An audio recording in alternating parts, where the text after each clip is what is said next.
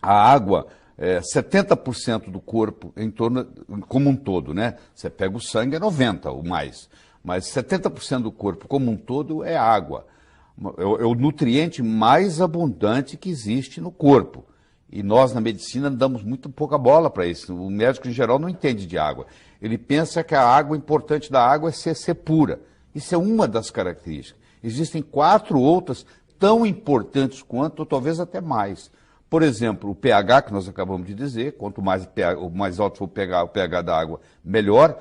Ele tem que ser, no mínimo, igual ou superior ao pH do sangue, ou seja, a água ideal ela tem que ter de 7,35 para cima de pH. Tem que ter o chamado poder de oxirredução, porque você toma uma água, ela pode ser oxidante ou antioxidante.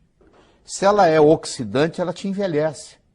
Mesmo ela sendo, você diz, mas é água, mas não interessa. Se ela tiver o ORP, que a gente chama, acima de 400, que é, por exemplo, se você tomar uma água de torneira hoje no Brasil, ela tem um ORP acima de 400, aquilo ali é uma água oxidante.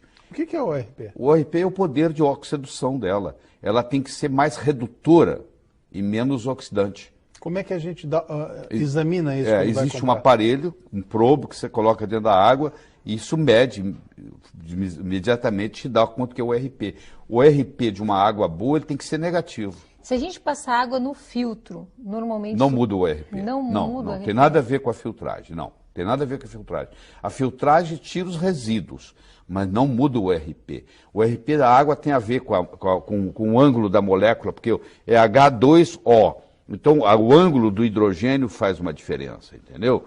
E hoje existem aparelhos, eu inclusive busquei um meu em Hong Kong, fui buscar um para minha casa, onde você pega a água de torneira, passa por esses chamados ionizadores, e quando sai do outro lado, sai uma água não só com pH de 10, mas sai com poder de redução de menos 200. Quer dizer, essa é a parte boa da coisa, ele se torna um antioxidante. É como se você estivesse ingerindo um antioxidante. Mas tem outras coisas muito importantes. Por exemplo, a condutibilidade da água faz uma diferença enorme. Se você fala assim, eu vou levantar minha mão, levantar meu braço. Quando você dá o comando para levantar o braço, existe uma ordem no cérebro que caminha até os músculos. Bom, isso é conduzido, é um estímulo que é conduzido, onde a água faz parte. Só que se a água não tiver eletrólitos, essa condutibilidade diminui a velocidade. Então, por exemplo, um atleta que toma uma água de baixa condutibilidade, a performance dele atlética cai tremendamente. Vou dar um exemplo de uma água de baixa condutibilidade. Toda água que for por osmose reversa, as pessoas me perguntam, o que eu faço com o meu filtro de osmose reversa? Joga ele fora, ou dá para o inimigo. Porque na farmácia você deve usar água de osmose reversa, porque eles estão fazendo diluições. Mas para você beber no dia a dia, e tem muita gente vendendo filtros de osmose reversa para casa, e a pessoa não sabe, compra e pensa que é um grande negócio, filtra tudo, inclusive os minerais importantes. Esse aqui é o problema. Você vai dizer assim, mas na Arábia Saudita, eles pegam água do mar, fazem a osmose reversa e tomam essa água. Bom, mas só que eles fazem a osmose reversa e quando chega do outro lado, eles fazem uma remineralização da água. Aí a água volta a ter os mesmos minerais de antes. Isso é um processo complicado, não é uma coisa simples que você vai acrescentar. Então a minha recomendação é o seguinte, água destilada não se pode tomar, água chamada purificada não se pode tomar, e tem no mercado, está cheio disso. E água por osmose reversa não se pode tomar. Então, se uma pessoa que toma água por osmose filtrada, por osmose reversa, durante muito tempo, ela desenvolve osteoporose, por causa da água. Você vê que coisa absurda. A água pode engordar, você sabia disso, Ana? Não. A água pode engordar. Por exemplo, se você comprar uma água que vem de Natal, ela não vai vir aqui para Porto Alegre de avião, ela vai vir de caminhão. E vai ter uma hora que vai dar meio-dia. E vai ter uma hora que o sol vai estar quente. E o sol vai bater no plástico do container onde ela está vindo. E aquilo vai liberar xenoestrógenos.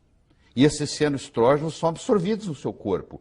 E eles não são biodegradáveis. Além disso, tem a tensão superficial da água, que aí depende muito do ângulo. Você imagina lá num capilar, Guilherme, onde quase que a água tem que subir contra a gravidade. Porque chega uma hora que ela tem que ir no capilar, e o capilar, às vezes, é contra a gravidade. Quanto mais baixo for a tensão superficial dessa água, mais ela vai subir.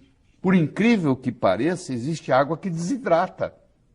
Olha que paradoxo, porque a tensão superficial dela é tão alta que, ao invés de contribuir para a hidratação, ela puxa o que está lá. E ela acaba desidratando. Então, essa combinação da pureza, do pH, do poder de oxirredução, da condutibilidade, da tensão superficial, isso faz uma água ser remédio.